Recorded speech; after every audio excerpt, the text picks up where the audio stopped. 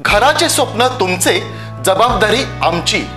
Satelkar builders and developers Kankavli railway station लगत साकारत आहेत समर्थ साई रेसिडेन्सी, 6 मजली इमारत, पोद्दार इंटरनॅशनल स्कूल अगदी हाकेच्या अंतरावर, 1 BHK 2 BHK फ्लॅट उपलब्ध। बिल्डिंग लगतच डेव्हलपमेंट प्लॅन मधील 12 गुंठे राखीव खुले गार्डन क्षेत्र, सागवानी फ्रेमसह मुख्य दरवाजा, 24 तास पाणी, लिफ्ट, ग्रेनाइट किचन ओटा, कन्सिल फिटिंग मॉड्युलर स्विच। संपर्क 9420 73 94 18 आणि 8605 74 10 30।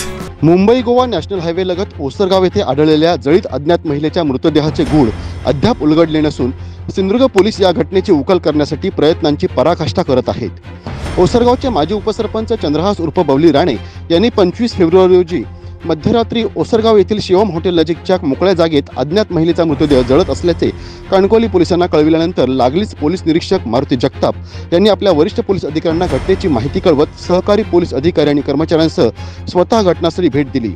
लागोपाठ LCBचे पोलीस निरीक्षक राजेंद्र पाटील यांनीही LCB PSI रामचंद्र शेळके व अन्य अधिकारी कर्मचाऱ्यांसह घटनास्थळी पोहोचून प्राथमिक पाहणी केली। SP सौरव अग्रवाल आणि ॲडिशनल SP कृषिकेश रावले यांनीही क्राईम स्पॉटवर व्हिजिट देऊन पाहणी करत तपासाबाबत सूचना केल्या।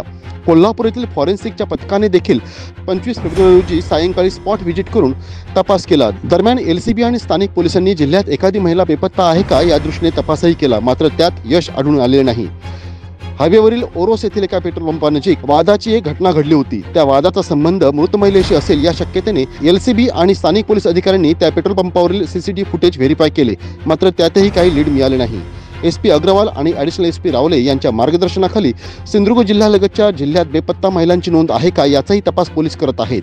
अज्ञात महिलेचा मृतदेह जळत असताना ओसरगावचे माजी सरपंच बबली राणे यांच्या दृष्टीस पडल्यानंतर त्यांनी कणकवली पोलिसांना मध्यरात्री याची माहिती दिली होती। यावरून हा मृतदेह आदल्या दिवशी म्हणजेच 24 फेब्रुवारी रोजी रात्री पूर्ण काळोख पडल्यानंतर जाळण्यात आला असावा अशी शक्यता आहे। तसेच आधी त्या अज्ञात महिलेला मारण्यात आले असावे आणि नंतर तिचा मृतदेह घटनास्थळी आणून जाळण्यात आला असावा अशी शक्यता आहे। मृतदेह जाळण्यासाठी डिझेल अथवा पेट्रोलचा वापर करण्यात आला असावा।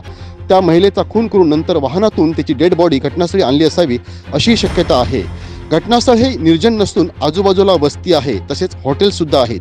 त्यामुळे मृतदेह जाळण्यासाठी जी जागा आरोपींनी निवडली आहे त्यावरून आरोपी हे स्थानिक नसून परजिल्ह्यातील अथवा परराज्यातील असण्याची शक्यता आहे। या सर्व बाजूंनी पोलीस यंत्रणा अगदी कसून या गुन्ह्याची उकल करण्यासाठी अहोरात्र मेहनत घेत आहेत, मात्र तुर्तास तरी त्या महिलेच्या जळीत मृतदेहाचे गूढ कायमच आहे। ताज्या अपडेट्स आणि ताज्या बातम्यांसाठी आजच सबस्क्राईब करा आपला Sindhudurg digital news channel. Like करा, शेअर करा, कमेंट करा आणि महत्त्वाचं म्हणजे बेल आयकॉनला क्लिक करायला विसरू नका।